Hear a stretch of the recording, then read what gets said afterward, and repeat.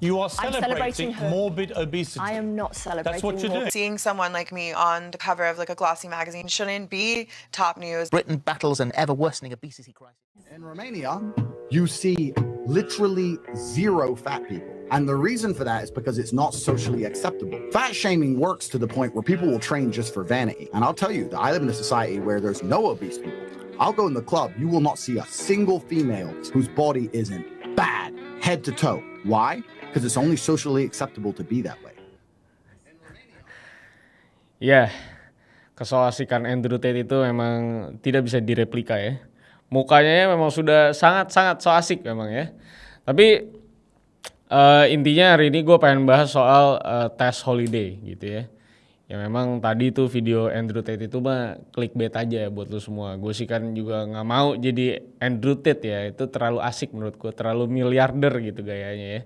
Tapi di sini memang di video kali ini gue mau ngebahas soal pergerakan body positivity dan juga HAES alias Health at Every Size. Yang intinya gerakan atau komunitas ini tuh mengembrace penerimaan dan juga menghargai semua bentuk dan ukuran tubuh orang. Dari mulai orang kurus, orang gemuk, atau juga orang yang punya berat badan normal ataupun ideal. Nah tapi setelah ditelisik lebih lanjut ternyata pergerakan ini cukup toksik ya. Dan punya banyak masalah juga di dalamnya, terutama dalam hal penerimaannya itu sendiri. Nah bisa dibilang jadinya HAES ini jadi cukup kontradiktif sama nilai-nilai yang mereka bawa. Dari yang premis atau misi awalnya itu diadain untuk menerima sesuatu, tapi yang jadi masalah di dalam gerakan ini justru malah ada lingkup penerimaan itu sendiri. Yang harusnya inklusif, akhirnya jadi eksklusif. Nah sebelum masuk ke gimana masalahnya, gue juga di sini bakal bahas salah satu influencer bisa dibilang berbadan cukup besar gitu ya, yang bisa dibilang cukup berandil di dalam si pergerakan sosial dan kesehatan ini. Dan nama si influencernya yang tadi seperti gue udah mention, yaitu adalah Tess Holiday. Mungkin ada dari kalian yang udah kenal sama ini orang juga, karena memang ya dia ini seorang model, tapi memang big size model. Jadi memang cukup beda dari model-model kebanyakan yang mungkin kita lihat. Karena kalau mayoritas model itu badannya biasanya langsing-langsing, six pack. Nah kalau si Tess Holiday ini agak beda segmennya karena dia itu punya badan yang cukup gede. Dan ya pastinya sudah diindikasi memang mengalami obesitas. Dan ternyata Tess Holiday ini juga salah satu model yang paling terkenal di bumi dengan yang ukurannya besar gitu ya. Gue cukup berhati-hati karena gue takut banyak yang tersinggung. Tapi mari kita buka pikiran dan hati kita ya. Karena video ini memang hanya sebagai bentuk pembelajaran guys. Dan gue agak bingung memilih kata-kata itu ya. Tapi intinya gimana toksiknya gerakan social health at every size. Dan apa hubungannya si Tess tadi sama gerakan yang tadi gue bilang si HAES ini. Kita bahas setelah intro ini. And let's begin the video guys. Myself, I waited still for a glimmer to arrive. I know it will. Oke, gue bahas dari Ryan Megan Hoven atau yang biasa dikenal sebagai Tess Holiday dulu, yang merupakan seorang perempuan kelahiran 5 Juli 1985 di Laurel, Mississippi, Amerika Serikat. Jadi siapa dia gitu mungkin bagi pada lu yang nggak kenal gitu ya. Ya intinya si Tess Holiday ini itu adalah model plus size alias model yang punya badan gemuk dan perawakannya juga nggak ideal sama sekali lah ya. Karena bajunya juga bikini-bikini juga gitu modelnya. Tapi cantik banget menurut gue. Yang ternyata memang akhirnya punya target market juga buat lu pada yang mungkin belum tahu. Nah tapi yang menarik dari ini orang itu bukan cuman profesinya yang adalah model plus size. Karena yang jadi sorotan sebenarnya itu adalah soal prestasinya dia. Dan memang gerakan-gerakan ini tuh terjadi setelah skandalnya Victoria's Secret ya, yang modelnya itu dipaksa untuk lebih kurus dan segala macam. Akhirnya Victoria's Secret sekarang kalau lihat modelnya juga banyak yang plus size kayak gini nih. Dan gerakan inilah mulai terus menggulir ya. Nah jadi buat lo yang pada belum tahu juga, si Tess ini adalah model plus size pertama juga yang ada di cover majalah Cosmopolitan UK. Yang akhirnya apa ya bisa dibilang sangat-sangat kontroversial pada saat itu. Yang jelas juga memang kalau ngomongin Cosmopolitan ini majalah yang juga kagak main-main. Nah si Tess ini masuk ke cover majalah Cosmo UK itu di tahun 2018. Yang sebenarnya beberapa tahun sebelumnya dia udah juga pernah masuk ke beberapa majalah lain gitu sebenarnya. Dan yang ini bisa dibilang memang jadi prestasi terbesar sepanjang karirnya si Tess Holiday ini. Terutama karena doi ini juga kan jadi model plus size pertama di covernya Cosmo juga. Dan pasti banyak banget diomongin orang-orang di seluruh dunia guys. Karena ya fenomena ini bikin orang-orang tuh jadi tahu kalau ternyata modeling industri ini bisa juga lepas dari stigma kalau model harus kurus misalnya. Model harus badannya bagus, model harus makan dikit banget gitu kayak model-modelnya VS gitu dan lain-lain. Jadi bisa dibilang sebuah terobosan gitu di industri modeling karena anyone can be model sekarang. Yang nunjukin kalau memang semua tuh bisa lah intinya jadi model. Dan ngasih kesempatan juga buat orang-orang yang mungkin punya badan plus size atau badannya kurang bagus tapi ternyata passionate banget di dunia modeling. Yang ternyata memang ada gitu peluang karirnya setelah Tess Holliday ini muncul di cover majalahnya Cosmopolitan. Nah, tapi balik lagi ke si Tess Holliday tadi. Dengan kemunculan dia di majalah Cosmo UK ini, dia juga bisa dibilang melejit banget karir modelingnya. Terutama ya pasti dari segi popularitasnya. Karena selain jadi model plus size pertama di covernya Cosmo, si Tess ini juga berhasil dapat predikat World's Biggest Supermodel. Yang mungkin secara popularitas atau secara fisik juga benar, the biggest gitu. Tapi lu tahu sendiri konotasinya kemana. Dan beberapa bulan dari cover Cosmo itu, si Tess ini juga langsung dapat kerja sama bareng sama salah satu brand apparel plus size yang punya nama Fabletics. Dan di sini lu bisa lihat juga nih ya, dia tuh pakai legging sama atasan olahraga yang ketat. Makanya beriringan dengan fenomena si Tess ini, brand-brand sports gede kayak modelannya Nike itu juga mulai gembar-gembor soal produk-produk plus size mereka yang ceritanya ngasih kesempatan buat orang-orang gemuk yang mau pakai sports apparel juga. Ya mungkin orang-orang gemuk ini misalnya pengen tuh pakai baju-baju yang kayak para anak-anak gym yang langsing-langsing itu pakai gitu kan. Nah tapi sebelum ke sana lebih jauh, kita harus tahu dulu nih asal muasal kenapa si Tess ini akhirnya bisa masuk juga ke industri sports fashion. Dan di sini juga gua balik dulu ke waktu dia tuh jadi cover di majalah Cosmo UK. Jadi kalau kita lihat ke isi majalah Cosmo tadi, si Tess ini tuh ternyata nggak cuma masuk di cover majalahnya doang, tapi dia juga ngisi konten di sana sampai 4 halaman, Jack, lu bayangin, banyak banget. Dan isi kontennya itulah juga yang memang menjadi isu utama dari pembahasan gua kali ini. Karena di 4 halaman si majalah Cosmo itu isinya bukan lain adalah soal kesehatan si Tess pembahasannya. Dan yang ku dulu tahu juga ada di headline yang tulisannya itu adalah strong fit and 300 pounds, sekitar 130 kilogram. Jadi kan lumayan ya, memantik ya judulnya. Dan disclaimer dulu ya, di sini gue sama sekali nggak bermaksud buat mocking orang-orang gemuk yang mungkin nonton ini karena badan gue juga nggak bagus ya. Tapi nanti lu bakal ngerti sendiri kenapa gue mungkin ketawa-tawa karena makin nggak masuk akal nanti topik kali ini sebenarnya. Oke, lanjut lagi ke konten majalah tadi. Jadi intinya Cosmo UK ini ngasih tahu kalau si Tess ini sehat walaupun beratnya itu 300 pounds atau mungkin sekitar 130 kilo kalau kita konversikan. Dan ya si Tess ini juga bahkan sampai punya segmen sendiri di stasiun People TV. Yang dimana dia itu olahraga kayak angkat besi, kardio, functional training, dan dia juga dilatih sama personal trainer terkenal. Jadi memang balance gitu ceritanya hidup ini orang. Walaupun gemuk tetap bisa olahraga kayak orang biasa. Walaupun memang gemuk juga katanya tetap sehat kata dia. Walaupun ini sudah masuk dalam indikator obesitas nih berat badan dia. Yang walaupun sebenarnya juga kan tentunya juga gak masuk akal juga buat si Tess ini ngelakuin olahraga tadi karena berat badannya. Karena walaupun orang obesitas atau overweight juga harus olahraga selayaknya orang normal, tapi metode dan jenis olahraganya itu harus benar-benar diatur sama ahlinya gitu ya. Karena dengan berat badan se-over itu, beban yang ditopang sama persendian dan otot itu jadi berat banget karena harus angkat lemak kan. Dari mulai persendian pinggul, otot quadricep di paha, persendian lutut, otot betis, dan salah satu yang paling rawan itu udah jelas adalah ankle lu. Dan dengan olahraga kayak jogging yang bisa dikategorikan sebagai olahraga high impact, sendi di lutut sama ankle itu benar-benar tergerus dari waktu ke waktu. Apalagi kalau dari hitungan BMI atau body mass index sendiri, si Tess ini udah masuk ke morbid obesity atau obesitas parah. Karena ya dengan tingginya dia yang 165 cm itu, secara teori BMI harusnya berat badan sehat itu kan ada di antara 50 sampai 68 kg maksimal. Jadi ya omongan dia soal kesehatan itu bisa dibilang cukup kontradiktif atau bahkan sangat kontradiktif. Karena dari kondisi obesitas sendiri pun secara fakta ya udah banyak banget riset kesehatan yang bilang kalau itu sama sekali nggak sehat, yang bisa lu baca sendiri. Dan kalau lu bingung kenapa dia harusnya tidak melakukan olahraga normal, mungkin lu bisa lihat nonton Aderai pas itu ngelatih orang yang juga obesitas, anak gitu ya, anak cowok. Olahraganya juga nggak kayak orang normal gitu karena seharusnya semuanya disesuaikan dengan kebutuhan masing-masing. Jadi dari sini sebenarnya kita bisa banget mendefinisikan dan ngebedain kalau apakah yang dia lakukan selama ini itu gerakan body positivity atau malah mengglorifying obesity. Oke, kalau mungkin gue terkesan cukup judging, coba gue perjelas lagi soal si majalah Cosmo tadi. Karena lu harus ingat kalau majalah Cosmo itu bener-bener gede trafiknya, yang baca juga banyak. Dan lu juga harus ingat kalau konten kesehatan tentang si Tess ini juga bisa jadi misleading ke banyak orang.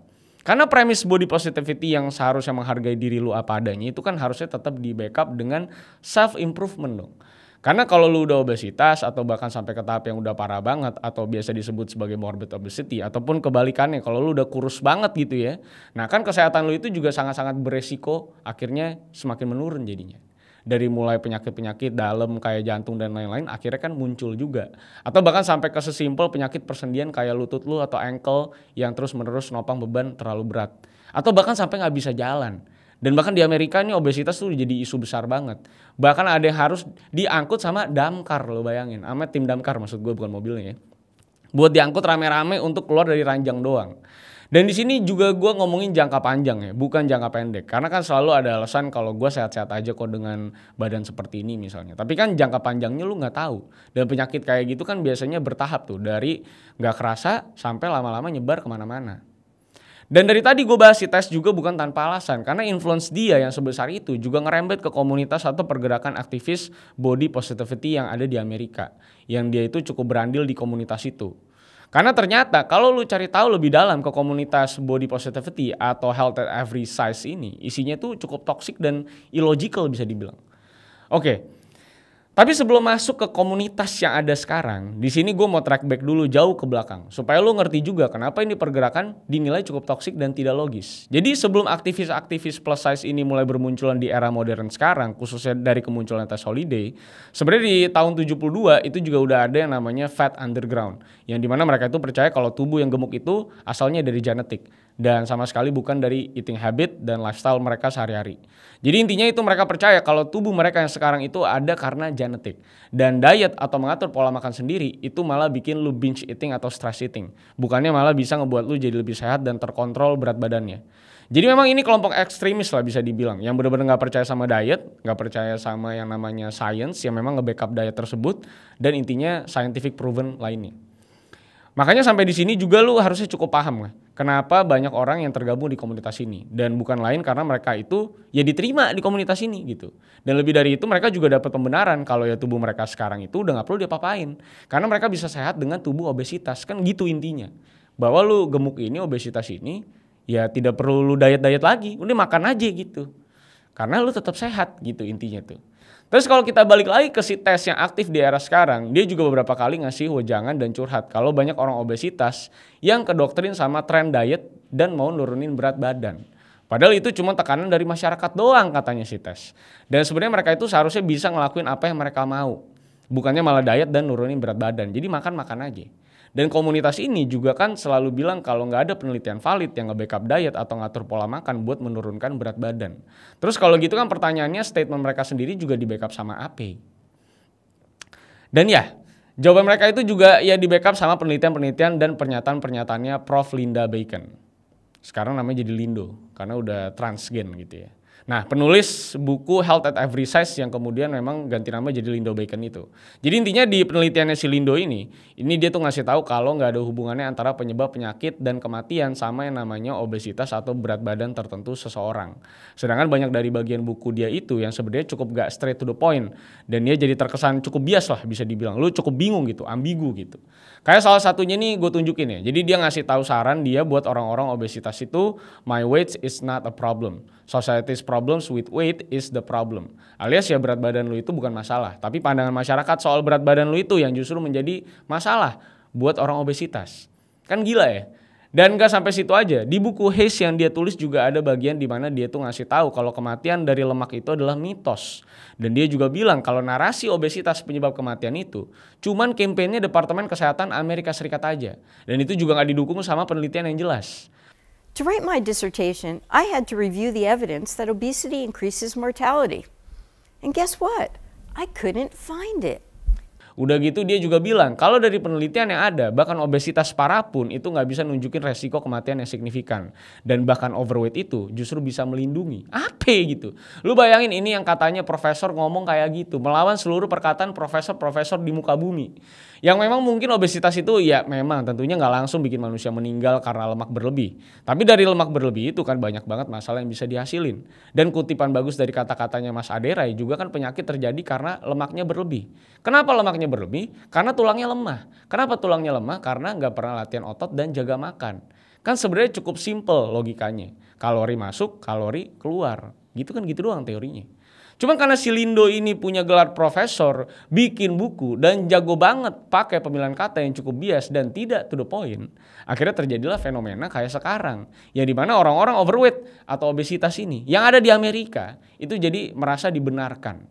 Dan bahkan disarankan buat tetap gemuk dan tidak boleh menurunkan berat badan. Kenapa ya nggak boleh menurunkan berat badan? Ya gue juga nggak tahu sebenarnya kenapa. Karena emang sangat ngebingungin juga ini komunitas. Kayak yang gue tunjukin sekarang nih. Orang-orang ini sebenarnya ada di dalam komunitasnya.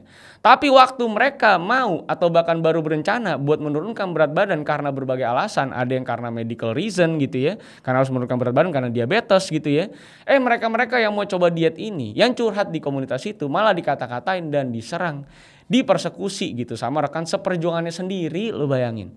And what has happened is any plus size person who's ever lost weight in this space has been viciously attacked by this community. Jadi memang dari sini kita bisa tahu kan, kalau perjuangan yang mereka lakuin itu sebenarnya bukan dari sisi health at every size, tapi lebih ke stay with your size. Dan kalau ada yang mau berubah, malah dikata-katain dan bahkan ditendang dari komunitasnya gitu. Padahal reasonnya mungkin kesehatan gitu. Dan di sini juga kita jadi tahu kalau mereka-mereka ini ya sebenarnya cuma butuh pembenaran dari orang-orang yang punya kondisi tubuh yang sama dan sama sekali tidak memperjuangkan premis awal dari komunitas ini, yaitu health atau kesehatan mereka sendiri. Dan yang paling penting itu kita juga jadi tahu kalau orang-orang ini benar-benar pure mengacu pada perasaan mereka yang pengen dibenarkan dan malah mengecilkan fakta kalau si obesitas ini resiko kesehatannya itu kemana-mana loh. Gitu. Jadi justru gak ada tuh faktor-faktor itu. Dan dengan influence sebesar itu, juga definisi sebenarnya dari self-love dan body positivity jadi gak kemana-mana dan akhirnya jadi misleading banget. Yang seakan-akan kalau orang obesitas itu harus nerima doang, gak berdaya dan sama sekali gak bisa berubah. Dan cukup kocaknya itu, tahun lalu sempat ada berita kalau si Tes ini ngaku berat badannya turun. Dan lu tahu apa alasannya berat badan dia turun? Anoreksia bos. Eating disorder. Yang intinya ngebuat lu gak pengen makan dan latihan fisik yang terlalu banyak. Supaya berat badan lu itu serendah mungkin. Yang kayaknya tentunya tidak masuk akal kalau si Tes yang ngomong ini gitu. Tapi ya balik lagi, itu mungkin pilihan mereka buat tetap gemuk. Tapi yang gue permasalahin itu kan gerakan influencing orang-orang supaya ikut-ikutan mereka. Udah gitu mereka juga pakai backup data-data penelitian yang bias. Yang sangat-sangat bahaya buat dicerna mentah-mentah sama orang awam yang gak ngerti soal kesehatan sama sekali. Yang cuma terima omongan dari para influencer yang mereka percaya. Apalagi kalau yang udah tertekan karena obesitas atau overweight gitu. Nah mereka kan akan jadi menerima badan mereka dan akhirnya tidak mempedulikan kesehatan mereka gitu. Dan ya gue juga bukan orang paling sehat di bumi juga. Gue udah berhenti rokok tapi masih nge-vape. Gue juga masih sering makan junk food. Tapi ya kalau udah berlebihan gue juga sadar gitu. Badan mulai gak enak, leher mulai kenceng. Ya tentunya kan jangan dipaksa terus. Akhirnya harus olahraga lagi. Dan sekali lagi, masalah yang gue tekanin di sini juga bukan pilihan mereka buat hidup kayak gitu. Tapi soal influence mereka dengan body positivity ini. Yang sebenarnya harus dipertanyakan apakah ini beneran body positivity atau malah justifying obesity. Dan yang paling penting itu selalu cari tahu apapun yang mau lo lakuin. Bukan cuma asal tahu satu influencer atau penelitian udah gitu langsung percaya 100%. Karena kan bahkan penelitian pun bisa aja subjektif karena faktor-faktor yang kita nggak tahu. Jadi selalu cross check everything. Apalagi kalau yang ngomongin hal-hal kayak gitu tuh bukan ahlinya khususnya di kesehatan. Intinya gue bicarakan ini mungkin suatu saat akan ada teen size yang aktivis juga gitu. Aktivis orang-orang kurus gitu. Gue juga nggak tahu. Intinya kan sebisa mungkin badan kita sehat, makan teratur gitu ya. Terus bisa menjaga pola makan juga yang baik gitu ya. Tidurnya juga teratur. Nah itu kan menyehatkan tubuh kalian. Kalau lu semua di sini pada mau marah-marah, mungkin karena merasa video ini ngejudge lo semua, mungkin lu semua bisa ke dokter gitu. Untuk ngecek apakah memang body positivity ini itu seharusnya kayak gimana gitu menurut gue. Menurut gue sih body positivity yang benar tuh adalah ya kalau misalnya BMI-nya mungkin ya naik-naik dikit atau turun-turun dikit atau mungkin lu punya selulit gitu di badan lu atau lu mungkin punya badan lu agak nggak sempurna dikit gitu bentuknya gitu ya. Nah menurut gue itu body positivity gitu. Tapi kalau udah menyalahi aturan kayak kesehatan lo terabas, semuanya lo terabas demi hanya dengan kata yang namanya body positivity, menurut gue sih itu sudah justifying doang sih. Dan mungkin kalau lu mau dapetin gambarannya bagaimana obesity ini cukup merusak di Amerika, karena di Indonesia sih gue masih lihat sih aman-aman aja, kayak semua pengen hidup sehat juga di sini gue lihat ya. Tapi intinya di Amerika sana kan udah parah banget tingkat obesitas. Dan kalau lu mau dapat gambaran lebih gokilnya lagi, menurut gue lu bisa nonton film judulnya Whale, di mana seorang bapak tiba-tiba mengalami stress eating, terus jadi obesitas parah, nggak bisa bangun, nggak bisa ngapa-ngapain, akhirnya hubungan dia sama anaknya tuh retak karena anaknya merasa bapaknya tidak bisa melakukan apa yang bapak-bapak lain bisa lakukan. Dan anaknya merasa bahwa bapaknya tidak berperan sebagai bapak karena bapaknya tidak bisa kemana-mana, alias nggak bisa ngajak jalan-jalan dia, nggak bisa ketemu dia, nggak bisa keluar bareng sama dia gitu ya, cuma bisa duduk doang dan makan doang. Lu boleh nonton, itu salah satu film terbaik sesungguhnya di tahun 2022 kemarin. So itulah dia kasus ya body positivity yang ada di Amerika. Semoga kita semua di sini yang nonton semuanya bisa terbuka dan bisa menerima informasi ini dengan baik dan benar.